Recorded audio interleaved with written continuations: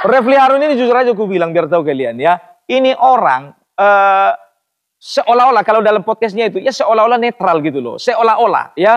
Padahal sebetulnya dia bertindak seolah-olah netral. Tapi dia bisa menggiring ya opini masyarakat ke kanan dan ke kiri. Khususnya penontonnya.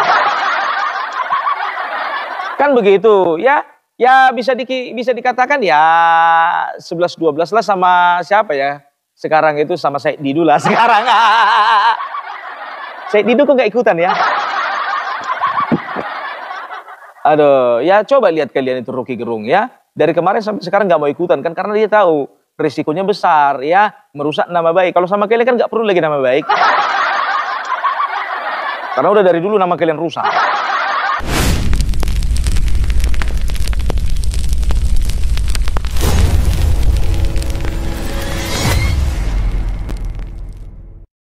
Oke teman-teman, jumpa lagi di channel One to Be Kreatif. Untuk hari ini saya akan memutarkan sebuah video atau ingin mengajak teman-teman untuk melihat dan menonton sebuah video. Nah, ini videonya ini sangat menarik dan sangat seru sekali. Dan untuk pembahasannya ini yaitu tentang TPUA. Nah, sekarang menjadi atau berganti lagi yaitu menjadi TPUAA. Nah, dan tentang klarifikasi pernyataan sikap dari TPUAA. Nah, dan juga ini untuk pembahasan atau komentar ini, nah ini seperti biasa ini dibahas dan dikomentari oleh teman kreator kita, yaitu Opung Parpilak. Nah di sini juga Opung Parpilak ini, nah ini telah terdampar di luar negeri nih, nah, selama udah 3 hari, nah, dan dia sedang mencari seseorang,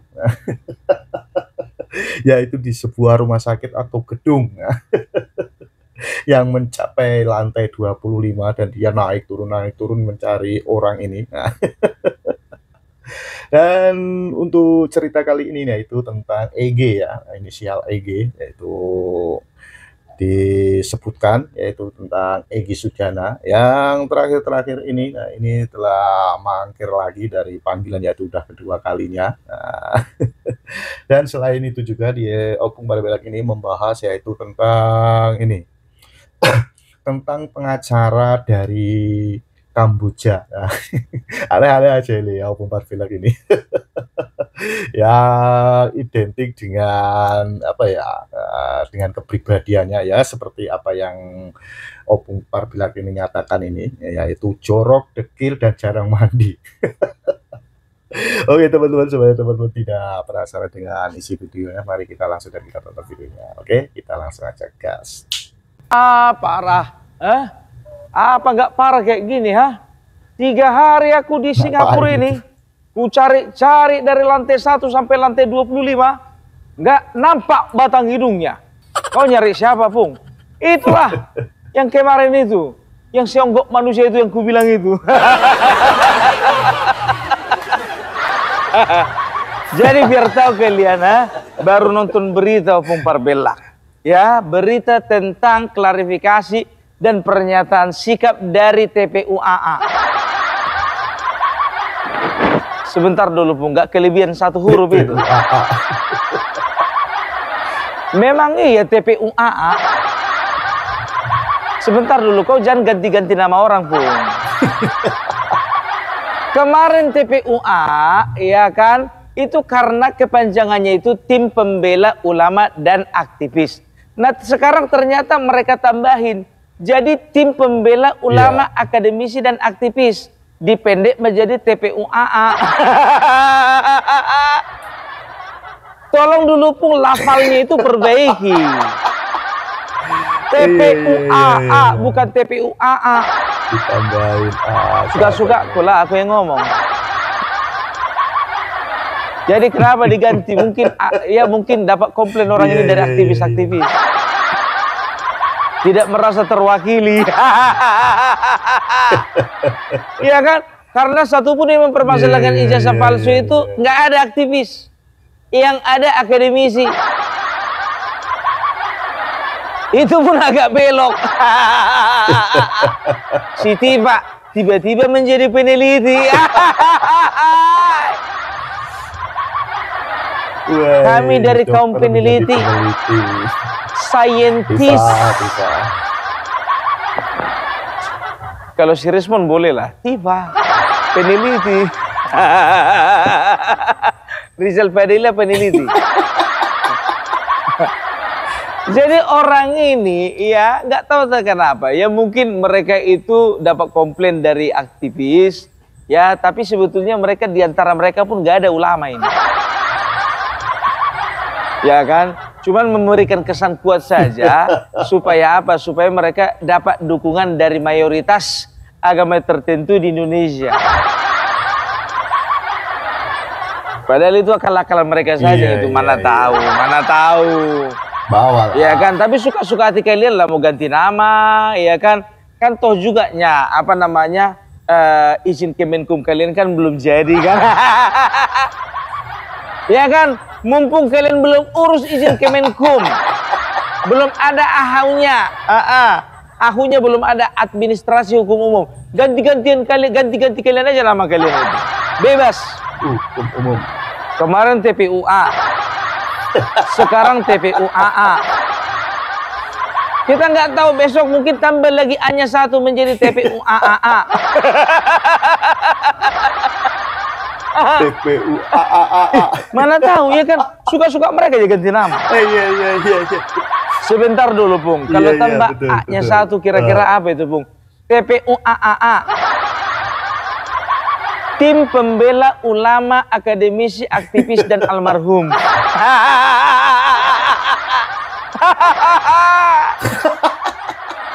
Ya, enggak pun juga cuma orang yang hidup mereka bela, orang mati pun bisa mereka bela nanti. Itu karena logikanya udah terbalik. Iya. Coba bayangkan kalian, ya, mereka melaporkan ini, melaporkan itu, menggugat ini, menggugat itu, menuntut ini, menuntut itu. Ternyata izinnya belum lengkap. Kemenkum belum ada. Aku aja sendiri punya bisnis pribadi, ku urus itu izin Kemenkumnya itu, AHU-nya itu dengan lengkap. Tapi udahlah, nggak ke situ dulu fokus kita. Jadi mereka ini membuat sebuah pernyataan sikap, ya. Mereka itu tidak menerima hasil dari Bareskrim, ya, yang menyatakan bahwasanya ijazah Bapak Joko Widodo itu asli. Karena apa? Yang mereka butuhkan bukan identifikasi, yang mereka butuhkan itu autentifikasi. Adili, gantung, Jokowi. Ku tengok di situ si Rizal Fadila agak lemas dia. Sepertinya suaranya siapa itu? Kemarin kan semangat dia. Adili, gantung, Jokowi. Iya. Agak lemas dia, Pak. Aduh, tapi yang bersuara waktu itu si Kosinudin, ya, pengacara yang ganteng, pengacara yang berwibawa, kulitnya bersih,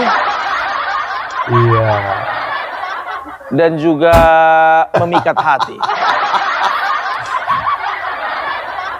Aku tidak sedang menghina, kan aku kan sekarang kan nggak ada ketawa kan, yaitu ungkapan bagiku dia ganteng, bagiku dia itu berwibawa, bagiku dia itu apa namanya, memikat hati. Ya, kalau bagi kalian enggak, ya itu suka hati kalian.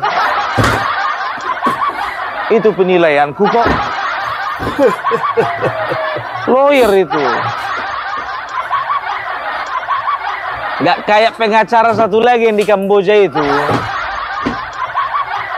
Ada pengacara di Kamboja, udah hitam jorok dekil. Model rambutnya entah kayak mana-mana. Gak pernah mandi. Model orang, kalau orang gitu kan rambutnya bergelombang, ini enggak bergerigi.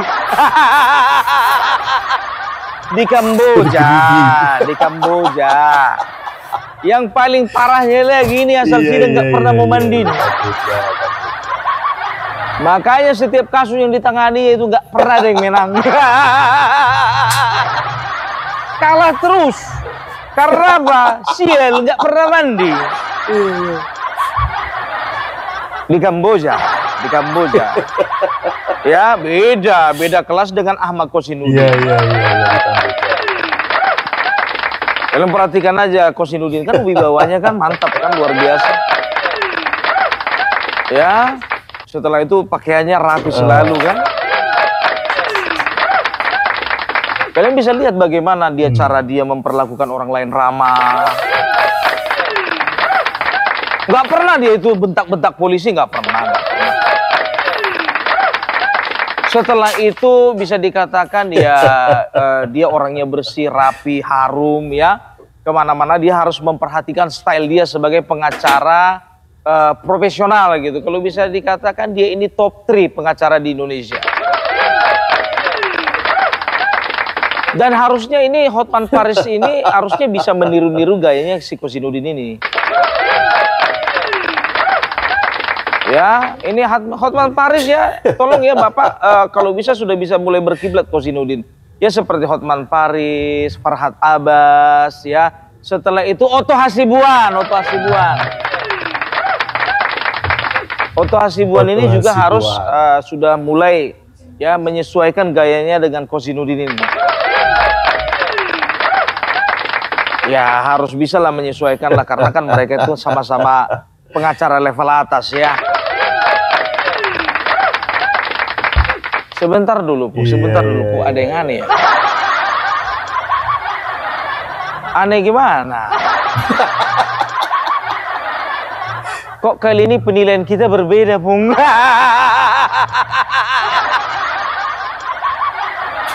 Ya terserah kalian, itu penilaian kalian, aku punya penilaian sendiri. Bagiku dia itu punya wibawa, baik, bersih, rapi. Kemana-mana dia selalu ramah, semua kasus yang ditanganinya menang. Ya jadi ya memang harus mulai gitu. Ya sekelas Hotman Paris, Otto Hasibuan pun harus berkiblat sama orang ini. Kan begitu, memperjuangkan rakyat. Nah ya kita kembali ke, ya kita bukan mau bahas yang ini. Jadi ini kita bahas. Kaunya kau puji-puji dia. Sedikit lagi kau puji dia, ku matikan ini. Gak usah ku tonton lagi, ku unfollow Pung Parbella. Aku tidak sedang lagi dalam rangka memuji. Ini adalah kenyataan, reality. Aku lagi belajar bahasa Inggris, aku sama Dokter Tiba. Bahasa Inggris kejawen kalau dibilang Firdaus Oibowo. Jadi tim TPU-AA sudah membuat rilis ya. Jadi mereka itu menuangkan beberapa item ya. Jadi aku akan ingat-ingat dulu. Ada, kalau nggak salah ada 7 item, tapi nggak semuanya aku sebutkan ya. Reskrim Mabes Polri. Izin akan kami bacakan dan mohon disimak dengan baik-baik. Bismillahirrahmanirrahim. Pernyataan sikap Tim Advokasi Anti Kriminalisasi Akademisi dan Aktivis tentang menyikapi rilis hasil penyelidikan Barreskrim Polri terkait dugaan pidana pemalsuan ijazah Saudara Joko Widodo. Sehubungan dengan telah diumumkannya hasil tes laboratorium forensik Barreskrim Polri terkait penyelidikan perkara dugaan pidana pemalsuan ijazah Saudara Joko Widodo pada 22 Mei yang lalu, kami tim advokasi anti kriminalisasi akademisi dan aktivis menyampaikan sikap sebagai berikut. Pertama, bahwa tahapan, proses, dan prosedur penyelidikan perkara dugaan pidana pemalsuan ijazah Saudara Joko Widodo dilaksanakan secara tidak transparan, sepihak, tanpa melibatkan peran serta masyarakat.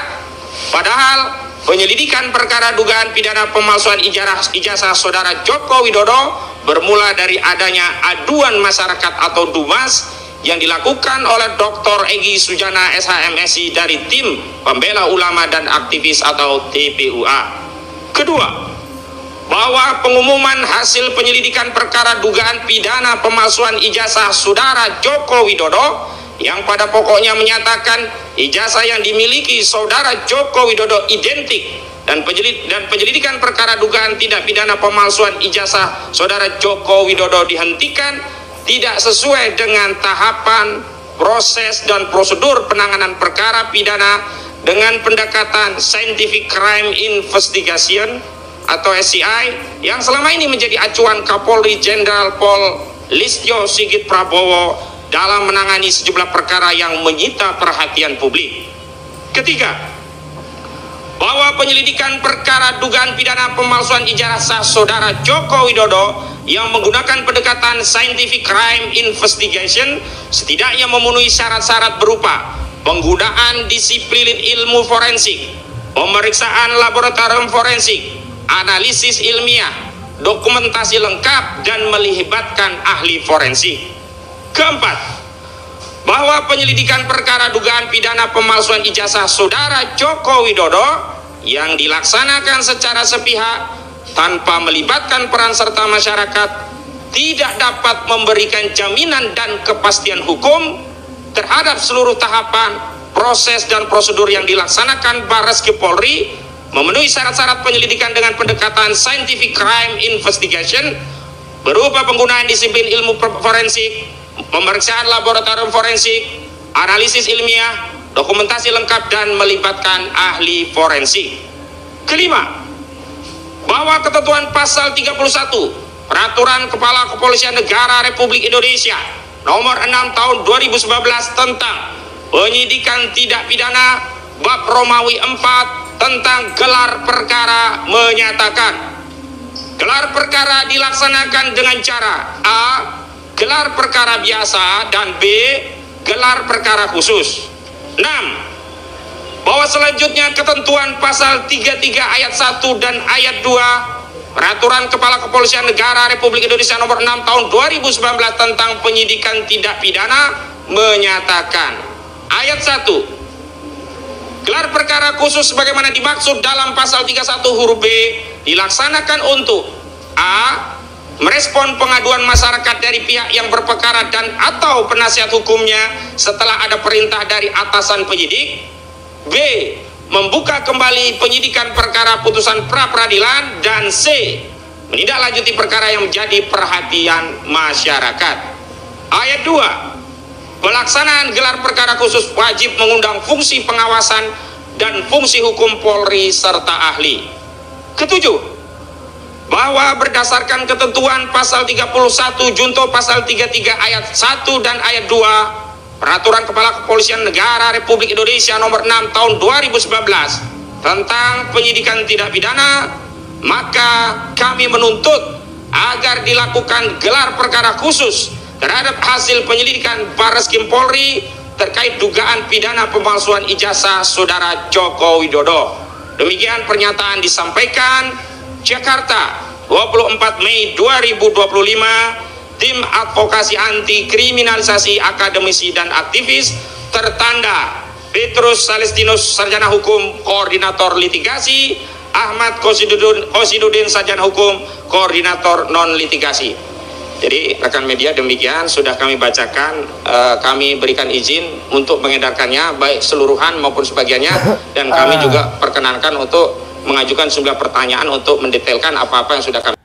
Yang pertama mereka menuntut ya supaya kepolisian itu melibatkan masyarakat karena ini merupakan dumas atau aduan masyarakat.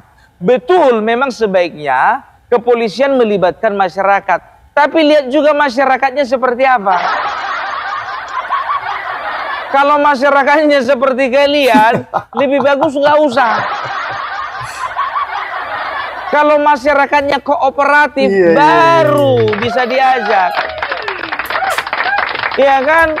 Lihat-lihat dulu dong model masyarakatnya. Kalau bicara masyarakat, aku juga masyarakat. Bapak Jokowi masyarakat. Dian Sandi Utama masyarakat. Udah terlibat belum mereka terlibat? YouTuber Nusantara juga masyarakat. Kan begitu ya. Selanjutnya ya yang kedua. Yang kedua itu mereka beranggapan bahwasanya proses penyelidikan ini tidak melakukan proses penyelidikan yang mengutamakan pendekatan secara saintifik. Tidak saintifik bagaimana Bapak? Tidak saintifik bagaimana Ibu? Kalau sudah berbicara ya digital forensik itu sudah saintifik. Mereka bawa itu ke labor, setelah itu dianalisa, setelah itu diteliti, seperti kemauannya si Rismond, harus ada uji karbon. Dilihat lagi Times New Roman. Setelah itu dibuat lagi ada data pembanding. Dikumpullah ijazah Bapak Jokowi, begitu juga dengan ijazah teman-temannya. Yang satu angkatan dengan ijazah Bapak Jokowi. Dan beberapa hari yang lalu sudah dikatakan bahwasanya pemeriksaan sudah 90%. Ketika pemeriksaan 100%, kalian tidak terima. Mau saintifik seperti apa lagi yang mau kalian tuntut? Lapet kalian semua satu-satu. Lapet. Jangan pakai kata lapet lah, pun kurang enak. Jadi menurut mereka ya berikutnya ya penyelidikan yang dilakukan kepolisian itu harusnya memenuhi syarat penggunaan disiplin ilmu forensik. Kok jadi orang ini yang ngajari ya? Setelah itu ada penggunaan laboratorium forensik. Dilakukan analisa forensik. Setelah itu dokumentasi harus lengkap. Setelah itu harus melibatkan ahli forensik. Semua itu sudah dilakukan oleh pihak kepolisian. Kalian jangan framing seolah-olah kepolisian tidak melakukan hal tersebut. Kan begitu? Ya, itu aja kerja kalian, framing. Pihak kepolisian nggak perlu dia kalian ajari, lebih pintar mereka daripada kalian. Kan begitu. Nah, berikutnya ya, mereka mengatakan bahwasanya ya penyelidikan ini ya tidak memberikan jaminan hukum kepada kepada yang terlibat di dalam kasus tersebut. Nggak memberikan jaminan hukum seperti apa? Kalau kalian itu kan anggapan kalian ya, apapun hasil dari penyelidikan, kalau sesuai dengan keinginan hati kalian, baru itu namanya memberikan jaminan hukum.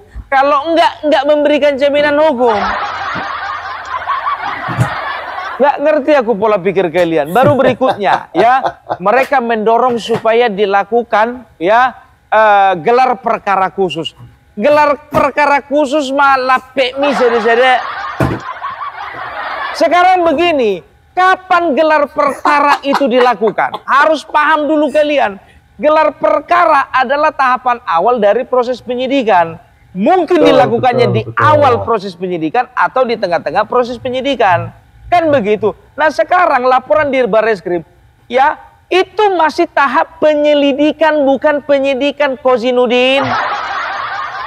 Penyelidikan. Kalau sudah masuk naik ke tahap penyidikan baru ya, kalau sudah masuk ke tahap penyidikan ya barulah itu dihadirkan terlapor dan pelapor. Setelah itu dilakukan gelar perkara. Kan begitu. Setelah dilakukan gelar, kenapa dilakukan gelar perkara?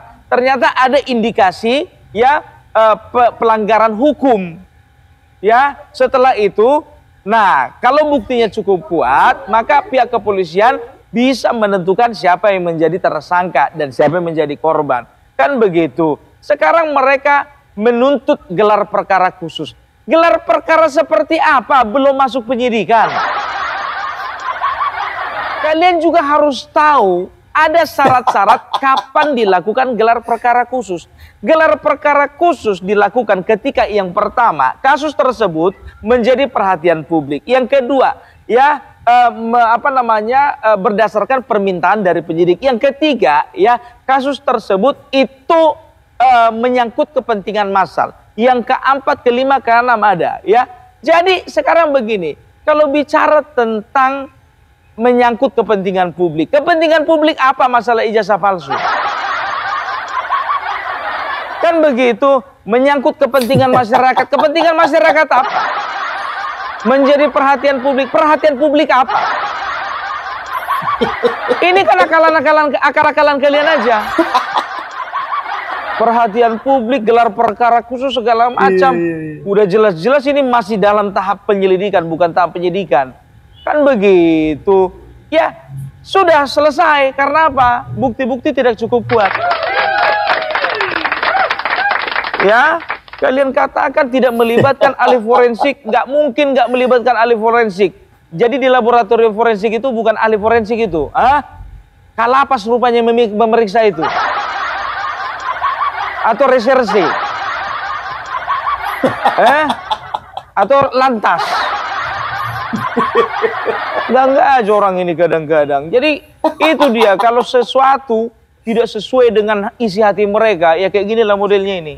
Kan begitu. Ya udah, ya sekarang begini aja.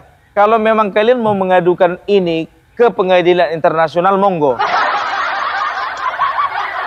Kalau kalian tidak percaya dengan sistem hukum, ya mekanisme hukum yang ada di Indonesia, pindah ke Zimbabwe. Atau langsung kalian menjadi warga negara istimewa dari PBB.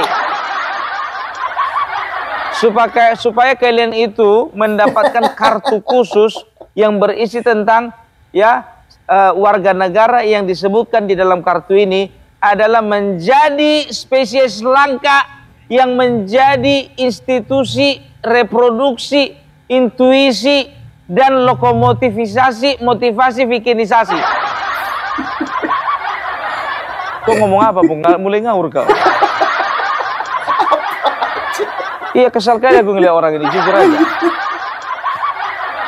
Ya, itu dia. Jadi mau pernyataan sikap seperti apapun juga, udah. Ya, proses hukum tetap berjalan, Bareskrim sudah selesai, dan kita tinggal tunggu proses yang ada di Polda. Katanya Rismon besok itu mau diperiksa ya. Rencana kemana? Ke luar negeri lagi Rismon?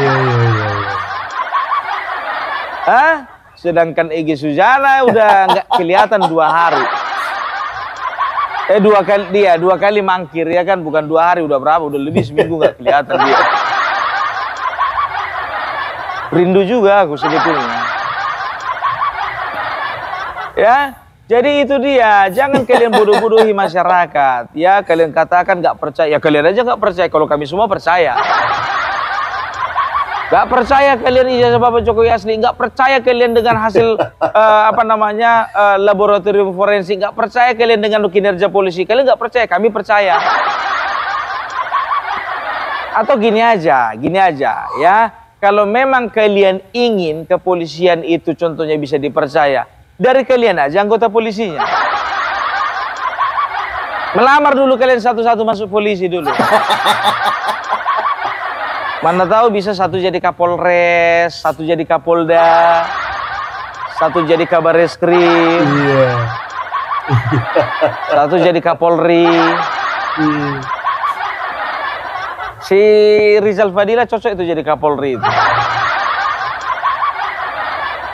Tangkap, adili, tangkap Jokowi.